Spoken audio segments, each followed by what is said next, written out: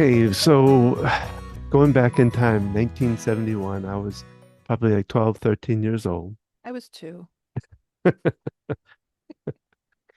And it was my parents' 25th anniversary, and the we had a party. They had a party for it and all that stuff. But my all my siblings except me put together a trip for them to go. They were going to go out to It Colorado. was a surprise, It right? was yeah, it was a surprise, and didn't say anything to me about the whole thing.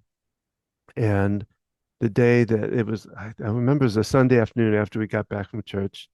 They sat down with them and said, by the way, and they told them the date of when it'd be and all this. And we we put together this amount of money for you guys to take the trip to Colorado.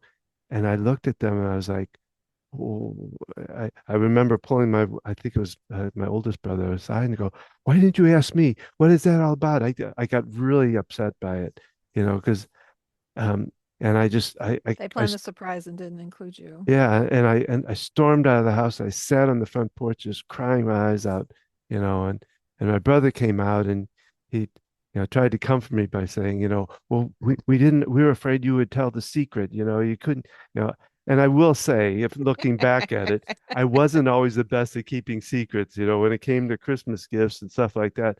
I'd end up, as they're unwrapping it, which I now have a daughter that does the same thing sometimes, or Oh, I did anyway. he was little. But so I can see part of it as I look back on it, but at the time it really hurt my feelings that Hmm. they didn't include me in what they were doing for my parents, and I got over it pretty quickly. But that was a tough time, Maybe and we should tap on that. yeah, really tap on the Even past though history. I felt left out, but these things do affect us, our feelings. Yeah. Well, hello, everyone. This is Gina And this is Don. with Focused Healthy Family. This is podcast number 213, and we are talking about Facing Our Feelings, Part 4, and looking at the effects um, our feelings with adult children as well as small children and other family members when you're managing caring for an aging loved one. And it's kind of the series we've done. So be sure to look back on the other episodes. But first, we have a tip, right, Don? Yeah. And of course, we go back to Caregiving 101 by Mike Collins. It's the 101 Ways to Keep Caregiving from Making You Crazy. And that we know is true.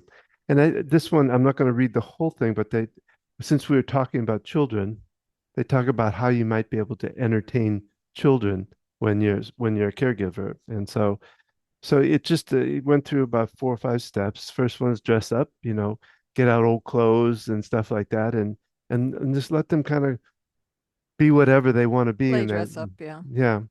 The second one is makeup time. If you can find women finding some old makeup that you might have and let them just kind of paint their face and kind of Or let them put makeup on you. do yeah, that's true too. Um, hose them down, get them outside. Sounds terrible. It does sound kind of Not terrible. and right now it's like 25 degrees here. That'd be a good time to go out and do it then. But build something. One of the things we always did was, having the Lego sets and things like that and build different, all kinds of stuff. We built houses to planes to whatever and encourage the arts, being able to give them a box, oh, a box of magazines, some safe scissors and glue sticks, and can lead them into their world of making their own little collages and things like that. Yeah. So Goals collage. it's something to think about when today we're talking about the adult children, but also some of the smaller children and what they're going to go through in this wonderful aging journey that we have to all go through at some point in our life. And before that, we have just a little joke. So Jefferson says, "Why was the tree so sad?" Olivia said, "I'm stumped." Jefferson says, "Because it couldn't get to the root of its problems." So, feelings. So let me, I did a chart, and I got to remember where I got this chart, but it broke down. I think I actually did it through AI, but it broke down some of the challenges that we go through as adult children outside of the caregiver, the other Other people, other siblings and family stuff like that. members. Um, and what they give there, the common emotional struggles, the role reversal grief, it's even the siblings can get this idea that they've kind of changed from being the children to being the parent of their adult or their parents. Conflict of emotions, worried about, well, you run into guilt, you run into a lot of different stuff with that kind of feeling of, am I doing the right thing? Am I doing the wrong thing? All that decision making stress that you have to a lot of times decide for the parent what's what's going on for them, what kind of decisions they have to make because they always can't make it And for so if you're themselves. not that primary person making those decisions, imagine the feelings other family members are going through. Say it's you're caring for your father and you're the one primarily doing it, but you've got a brother or sister, whoever, and the impact on them, right? They're going to have very different feelings than what you're having because we all have these experiences differently. But yeah, they might be going through some of their own emotions and being sensitive to that. Um, Well, that's what they talk about, the sibling conflict that um you know what you're what you're going to run into as far as making, if you are the caregiver for it, or you're the what am I call the mandated caregiver, the one that's doing something about it, the that managing caregiver. yeah, that might be a better one to do. But you have the other siblings sometimes that you have to be able to um, tell about the story, tell what, and try to get what would be the word I'm trying to, a consignment, or to get them all together on making a Consensus. decision. Yeah, to make decisions, but looking at the feeling part of it, right? We're all going to have different emotions. Some people might withdraw, some people might get overwhelmed and need their space, some people might want to be more involved and it might help them even though, and this is where things like, oh, don't be sad, don't cry, don't worry, Yeah. there's no place for any of that, right? Everyone experiences it differently, and we have to be allowed to feel these feelings. It is sad when we have a loved one who has a chronic illness or, just went on hospice or, is declining, maybe dementia related illness, whatever it is that and that they need extra care and support. We have feelings and we need opportunity to express those. Um, I know my siblings and I would talk together before we talked to my mother back when we were dealing with the care of my dad. So there are different support networks. We had to get on board to be able to support her and but also having that space, having that person you can go to and just vent and complain and release those feelings, writing them out in a journal, tapping through them, finding tools, resources to properly vent those emotions and realizing that not everyone handles their emotions the same way and not everyone has the same emotional maturity and they might snap at you or trying to set that aside and trying not to take it personally that that's about them and what they're going through and are going to handle it differently and we can't change them. We can share resources but it's totally up to them to make those decisions when it comes to other adults. Well, and the next thing they talk about is a fear of repeating patterns. Um, and I know as I've gotten older and I'm seeing changes going on with my family, I worry about and have kind of this feelings of, will that be me? Will I end up in that same place? And I can imagine that goes through just about all the, Yeah, if you got, a parent has cancer or whatever it is, is that going to happen to me? Am I going to be in this place? Then are my kids going to have to do what I'm doing now for my parent? And yeah, it can certainly stir up um, lots of emotions, lots of feelings. And well, the last one they talk about for the adult is, balancing life pressures. And, you think about, because we talk about the sandwich children, sandwich generation that are taking care of children as far as also taking care of their adults. Plus, you have, all these different factors that you have to be able to, again, find ways to calm yourself because they can get quite a lot of pressure to it. and then talking about, helping younger people, people under whatever, they At might any be age. 18-year-olds, but just people who are still dependents, but the younger they are, the different ability to understand what's happened. Why is grandpa sick? When's grandpa going to get better? When's, understanding that level and realizing not to overshare. Um, this was kind of always a rule of thumb with my kids is just giving enough information to answer their questions, not over and, keeping it simple. And if they wanted to know more, letting, but keeping it at a level that they could best understand, but realizing their feelings could look different and that they're valid, though, what they're feeling is valid. Well, in the children's side, they talk about helplessness.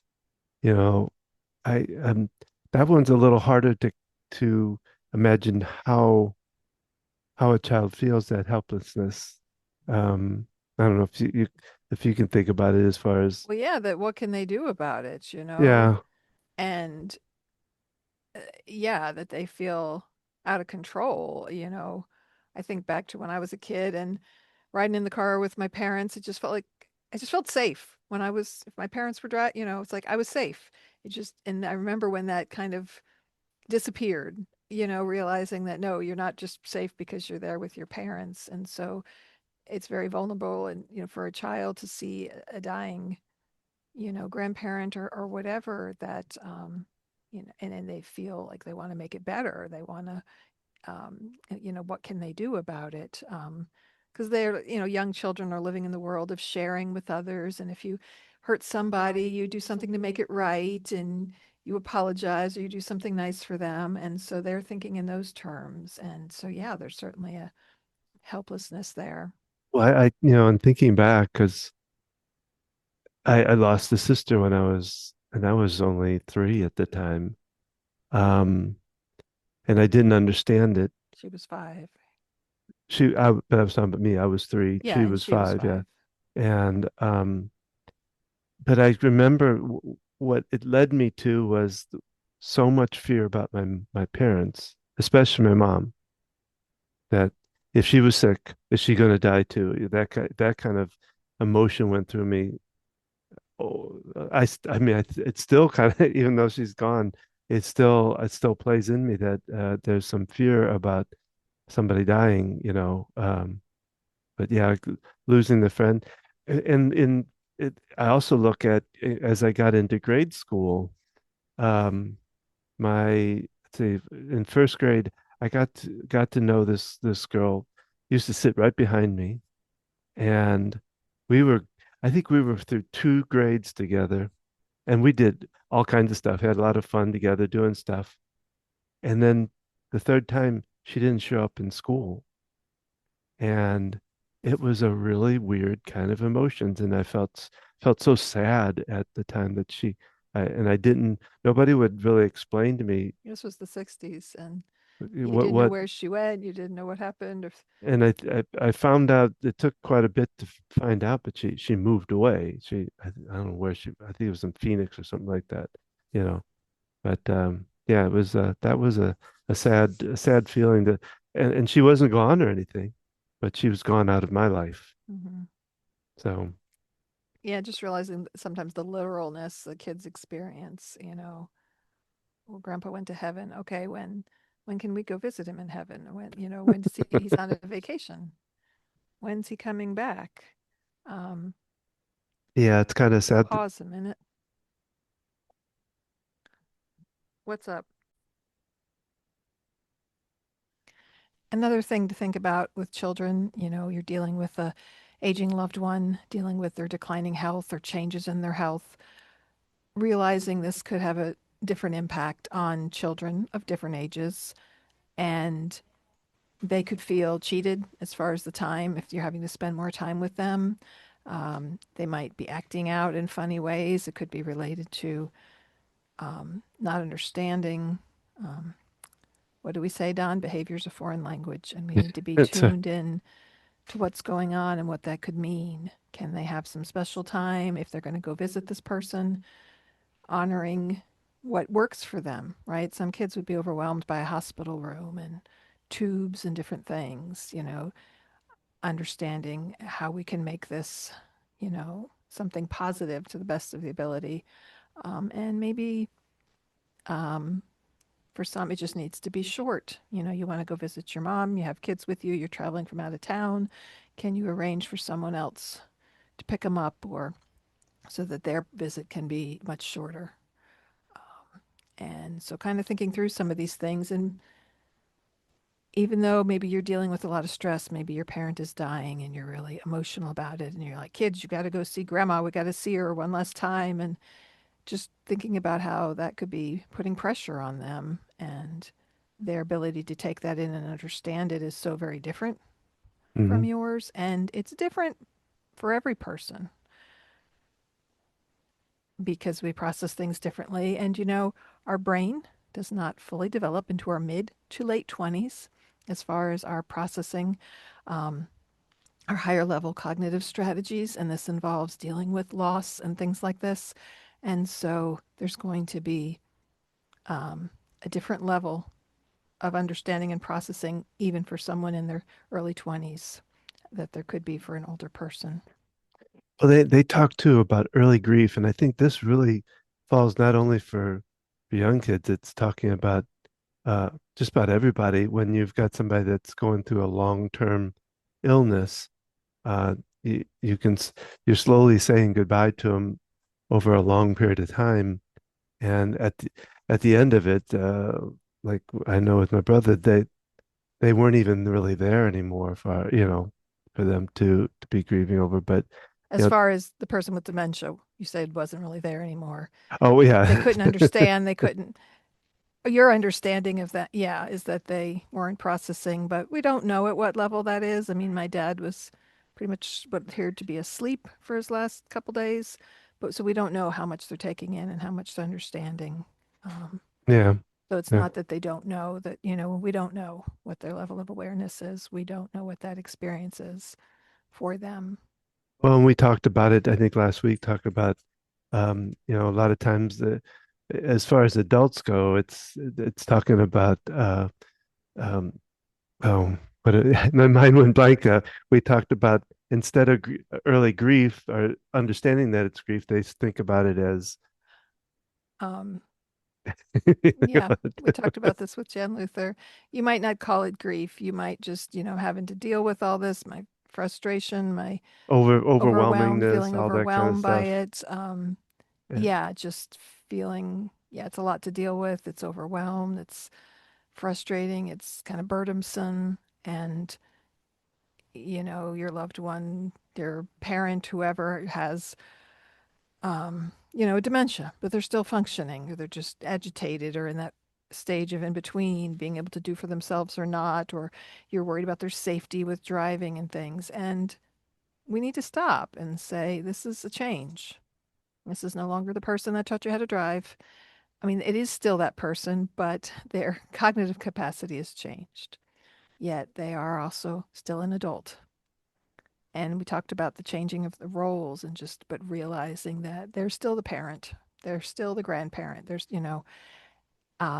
And keeping that in mind, um, try to stop and imagine that you were that person. And also, you are not the same person as far as what you want might not be what they would want. So, thinking about that. And if you have the opportunity to talk with older loved ones early in the stages or, before anything happens, finding out what it is they would want, and trying to respect that as far as I don't want to burden anybody. If something happens to me, just take me out and shoot me. All these things people might say. But I'm getting to, um, and they don't always know. I know my grandmother didn't want to be a burden and she went to a nursing home first and then she decided she did not like that at all. And so they found a caregiver and she went home for her final days. Um, so people might think they know, what they want, but it can be difficult to accommodate that. But knowing more in a nostalgic way, if we're getting to the end of our days, and, we knew we only had several months, what would we like to do if, how would we like to spend time? What would we like to do with people that we love? What matters? Music, watching a video of something, sharing a memory of something, a favorite thing to eat, finding out what those things are. So that can be kind of a fun little game you could play at family gatherings, just as far as, or just send an email chain around, or connecting however you connect with people virtually.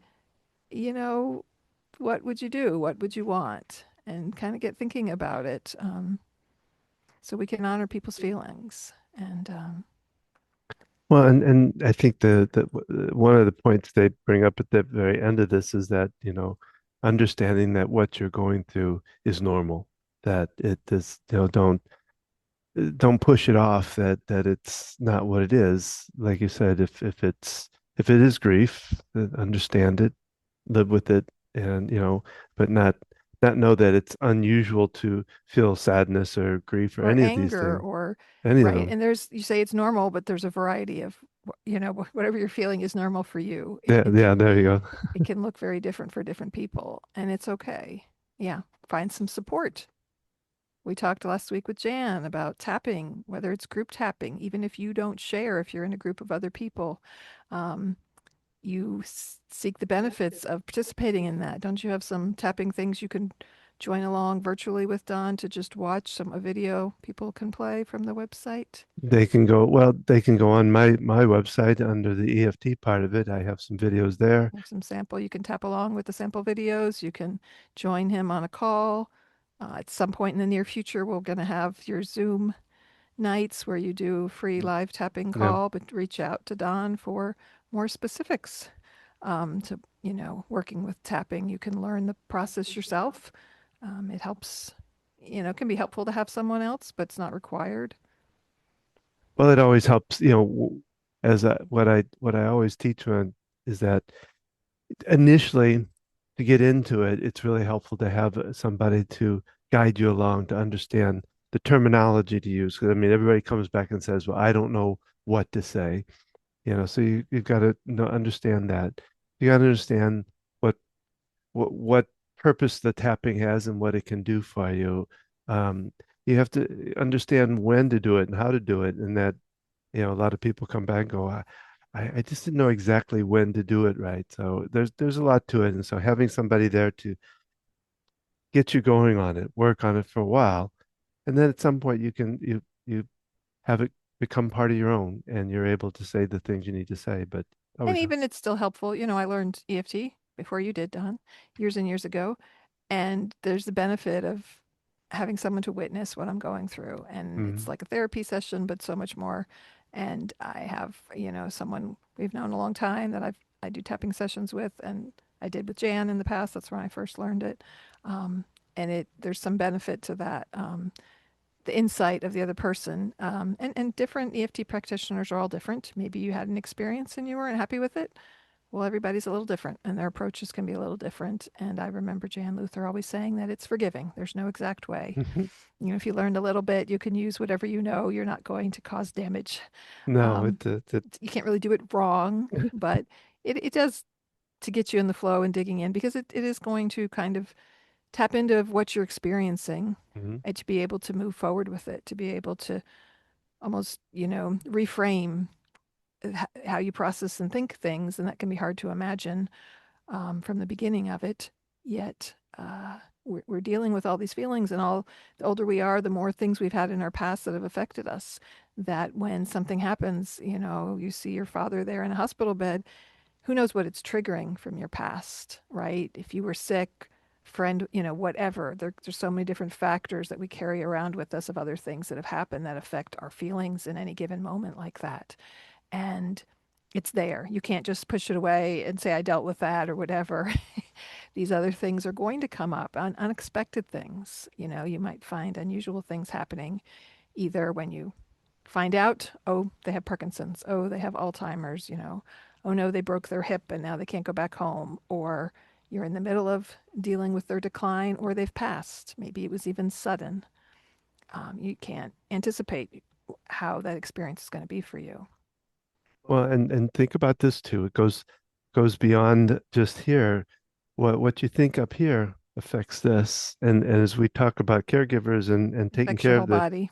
affecting the journey they're on, a lot of times the caregivers can become ill themselves because they hold too much in.